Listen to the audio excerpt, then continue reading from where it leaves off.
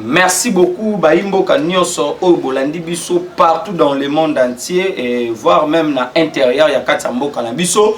Boza tellement ebele bo pesa biso confiance na bino et merci beaucoup lisusu pourquoi parce que lelo pe bo banda kolanda ngai et mikolo ebele pe na kati ya chaîne na biso Jésus Miracle TV bo banda kolanda ngai à chaque fois qu'il y aura aussi des informations bo banda ma kolanda ngai na ndenge kaka boye binde bolandela je suis votre procureur général après le peuple de l'IDPS ba opé déjà balanga ba yebi na kati ya plateau na biso tozo benga kombo le peuple d'abord.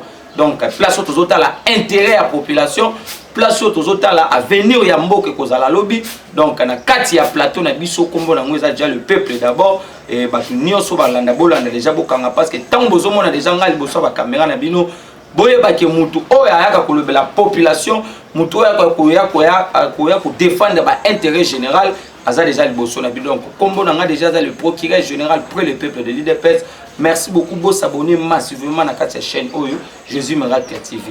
Donc déjà mon numéro est plus 243 84 101 32 09 plus 243 84 101 32 09. La PCP déjà mbote na maman Jackie Maké Semponi na Katia Colombe sans oublier maman Angèle Makam na Château Rouge. Merci beaucoup pour notre soutien à Bino. Donc le lot toko solo la mingi toko tali sabino par rapport ya ndenge mboke zo kendela. Et depuis mon konzi a rompoaki coalition ya FCC na cash toko pesa bino ba contenir na ba contenant ya union sacrée parce que to moni ba dongolomi sou ba to belé o bazali ko lobake non l'union sacrée ça continuité à FCC les cash non toko yebisa bango que dans ces pays dans le même pays le président de la République azala qui traité connoté de tous les mots obino souboye ba qui à l'époque tant to accéder qui na sommet à l'état il y a eu autant de personnes au bas dénigré qui m'ont konzamboka et mais le langage joani kozalate parce que ceux qui l'autre micro baladeur voire même namboka to libanda comment que langage joani changer le leur comme dictateur. Donc merci beaucoup. On ne peut pas aussi diriger un pays et en voulant beaucoup plus respecter les lois. Il faut aussi appliquer un peu de dictature pour batu misusu ba zonga et na banzela na bango. Donc merci to solo na bino pour ya liboso na ko indexer par rapport à exil na arrestation ya Hippolyte Kanambe Kazembere moi na maman Mutuale Marceline o boma maman ni na Londres to ko pesa bino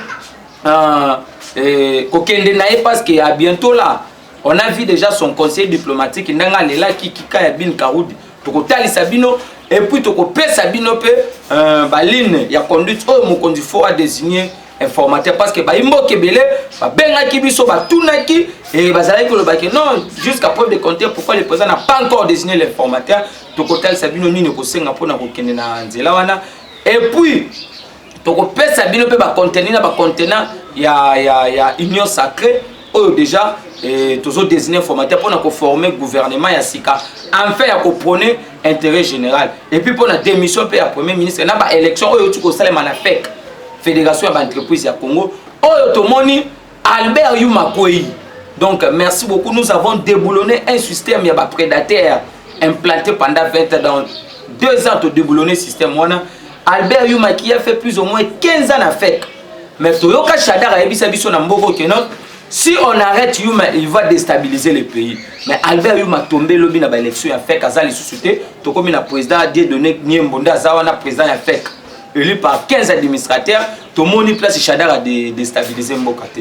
Et puis, tu as bino pe comité de crise au FC, c'est tu créé bazaki na Lubumbashi, où ils a désigné na président na intérimaire Raymond Chibanda Moyibi Munene parce que boyibi mambosa na Kasai, azan notable à Kasai. Donc tu as les bino vraiment makambe belé en fait bolanda bo pesa biso ba écoute na bino bo pesa biso confiance. Bolanda biso na kati plateau le peuple d'abord et devant votre procureur général près le peuple de l'IDPS. Donc kuna to défendra ba valeur, to défendra ba valeur, ba philosophie, ba doctrine. Pourquoi? Parce que les hommes passent, les institutions restent. Baimbo Kebele to ko banda na point boso ya exil ya Kanambe Hippolyte alias Joseph oyo ya na mboko to pesa e kombo ya ba congolais. Prévané le ministre de la défense ya kati gouvernement Emengoyi. Bamutu bayamba Kabila na Katanga bino no boyebi Kabila son vrai nom c'est Hippolyte Kanambe Kazembere alias Kabila papa na yazalaki ami ya musée tanzanien et sa maman rwandaise leki ya James Kabarebe Donc, vous voyez l'histoire. Et aujourd'hui, nous avons eu comme Kabila président, et puis Kabila module ce pays. Pourquoi? Parce qu'à cet âge-là, à quoi comme président de la République était. Et puis, à l'âge, Nini Oyo Kabila comme chef d'état-major. Parce que Bisoto Yebi, pour la Moutou à assumer la fonction, il faut la breveter dans l'état-major. Allez-y demander tous les généraux au l'école là-bas, école de formation militaire. Ce n'est pas des généraux comme des John Numbi après avoir tiré chez Béa. Tant que inspecteur à la police a commis inspecteur en FARDC. Mais gloire à Dieu parce que le président, quand il a remanié l'armée, John Numbi dans un garage. On n'a pas vu là où Chadar a déstabilisé le pays. Baïmbo Kanyoso, on a vu nous tous. Dengue Kabila comme qui na Kolwezi, tant qu'on a eu aéroport. Pour Akita na Kolwezi. Et puis ça biso kolela totali bato va dire que Kabila c'est l'homme fort. Kabila quitte na aéroport sans avoir bagarde, sans ba motard, à matilier moko azokende. Oh gloire à Dieu parce que vanité de vanité tout est vanité. On a connu de l'homme fort. Ba l'homme de Kawele ba maréchal Mobutu ba président bazali qui puissant dans le monde. Oh à l'époque armée na biso ba ndeko bangi. Ce n'est pas de Kabila ici. Ce sont des gens qui ont fabriqué qui bango et pas bateau ba pesa qui mamba comme ba congolais net ba tambu mwamba ba emengoi ba bateau ba entoura qui le lot bateau wana ba commis au détriment à 80 millions d'habitants pour servir un individu. Kabila commis na Kolwezi, nous étions au courant. C'est pour cela pour mon que on a déjà convoqué Jacques Kiaboula, Richard Mouyej. Nous sommes au courant de Félix Kabange Numbi, John Numbi Zoé, son frère Elo Bange Basala. Parce que Kabila est allé se réfugier dans la synergie congolais à mine. Le problème était d'aller dans la société minière afin de déstabiliser les institutions nationales. C'est l'une des raisons pour mon vice-gouverneur là-bas. Maman Fifi, elle a dit Mouyej a dénoncé qu'il va mettre sur un détournement. Mouyej, il était parmi les bateaux qui financé ADF pour la Kobomagabande Konabso en fait à copier la minerai. Il est un milliardaire Baïmoka. Donc, vous comprenez que depuis que Kabila est à l'intérieur, Mouyej a garanti tous les bureaux, toutes les administrations à l'État. Il a voulu me désigner agent, il y a entreprise, pour pas qu'il y ait Kabila na kati ya aéroport. Donc, ils ont sonné comme on a Kabila qui tient na loi là-bas. Gouverneur Azoki Mamban, Kabila Azoki Msabangomban. Quelle honte! Alors qu'un gouverneur, il est le représentant du chef de l'État. Gouverneur dans la province, il a représenté, il y a un drapeau, il a effigie en boca dans cortège. Mais comment est-ce qu'un sénateur a vu à cause de pouvoir que le gouverneur, ou un représentant, il y a un chef d'État dans le gouvernement? C'est un provincial. Donc ça lui sonne comment est-ce que Kabila rend un professeur pour des fous? Kabila quitte ces bateaux na mboka au bateau bazalaki au détriment de la population. Il y a une coalition katani parce que bango bazalaki kota la autorité morale.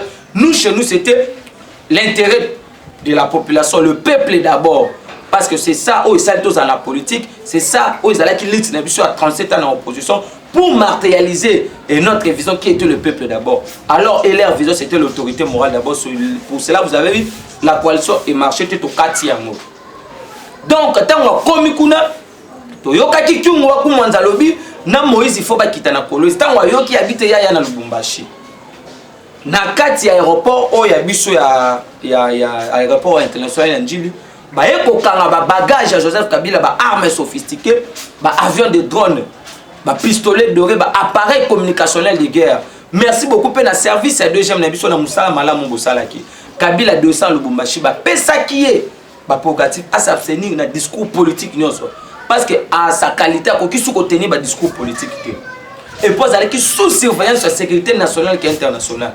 Mais mes frères amis na koyebi sabino l'histoire s'est répétée. Pourquoi? Parce que à l'époque il y a maréchal Mobutu tant Mobutu alingaka kende batindela ka épée ba ambassadeur plénipotentiaire extraordinaire aux États-Unis d'Amérique.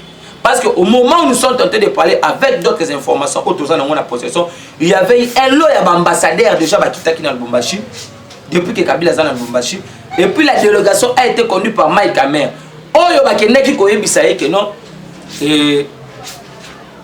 Notre frère, ami, tu es censé de quitter le pays. Dès que Kabila, à un moment où il traverse entre l'exil ou soit son arrestation. Parce que ma proposition qui est Kiba dans Russie. Mais la Russie, tu as dit que non, Russie c'est un pays stratégique. Si Kabila atterrit là-bas, il peut aller peut-être faire un coup d'état financier. Donc, Aza danger permanent pour nous parce que c'est un pays stratégique. Mais les Kiba, comme les Kiba, ils ont une relation avec les États-Unis, ils ont des choses à négocier. Parce que ils ont sous rêve, ils ont réalité. Tant que Moni, Kika Yabin Karoudi, il est le conseiller diplomatique de Joseph Kabila. Il a travaillé 20 ans. Il y a des gens qui ont rappelé la Kabila, Baimbo, mais ils ont battu sous ceux qui ont l'éli. Que moi, la maille, qui ne comprendre. Kika ya l'éli. Bisous, tout le monde a tweet. Kika ya lobby. Protéger Kabila, c'est un devoir citoyen. Il ne faut pas laisser Kabila puisse partir. Comme on nous a arraché Mobutu, Laurent Désiré Kabila et puis Joseph Kasavubu. C'est la sorcellerie. Quand Kika nous dit que protéger Kabila, c'est un devoir citoyen. Mais quand Kabila a tué des gens ici dans ces pays, des Chebea, des Arma Tungulu, des Rossi, on a brûlé vif nos combattants au siège du parti. Kabila a même interdit pour atterrir, il y a tiens, tu sais qu'il y a 2011 dans l'aéroport Yandjili, via Kitana Ndolo. À l'époque, vous savez combien de gens qu'on avait tués dans ces pays. L'un de nos diasporas au pays. Donc, Baimbo Kanyoso, mais aujourd'hui, qui va nous dire que tu protéger Kabila. Et ça, on va protéger Covid-19. Oh, écoute, tu as des mesures. Et ce qui est dans le Kabila, ça a malaria permanent en Mboka. Pour protéger Kabila, mais tu as des conditions oyo ba chikoko bazwaki. Ba conditions oyo ba fond donc bazalela ki. Ba tiomindongala. Et mais tu yoki kika so ba keto protéger les Kabila. Donc je vous dis que nous fini avec les non Kabila parce que Kabila passé des jours passés, Kabila ne va plus revenir dans ces pays. Pourquoi? Parce que l'ère a sonné, le président de la République a été clair. A été clair, nous allons, moi je ne vais pas finir le passé, mais il y aura des instances pour des crimes qui s'est spécialisé hier. C'est que la responsabilité pénale est individuelle. Moutounio soit qu'on répond de la acte.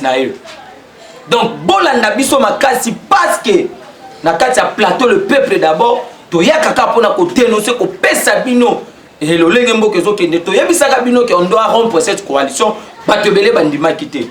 Aujourd'hui au moment où nous sommes en train de parler, FCC commis 7. Nous avons déboulonné les FCC dans 2 ans avec le papier et la feuille. Avec les stylos. C'est ce que j'ai dit que la victoire, il y a cerveau à la place de muscle. Victoire, il y a cœur à la place de poche. Pour anéantir un système implanté pendant 20 ans. Oh, gloire à Dieu, il faut te bêter la Mokonzambo Kamaboko. Parce que le problème avec nos partenaires était quoi? Ils oubliaient que Félix, c'est l'enfant de Sphinx de l'Humité. Félix Tshisekedi a grandi dans la politique. Et Kabila était venu dans ces pays comme étant militaire. Le PPRD a été créé pour se dispatcher des postes. Et c'est pour cela que leur problème c'est de contrôler tous les postes de ce pays. Mais gloire à Dieu parce que tu suis un politicien, il y a Mounene, et tu suis aussi déjà dans l'école de la politique. On ne peut pas parler de la politique dans ces pays sans pour autant citer le parti l'UDPS, sans pour autant citer des personnalités politiques comme des tiens, tu sais que de res mémoire.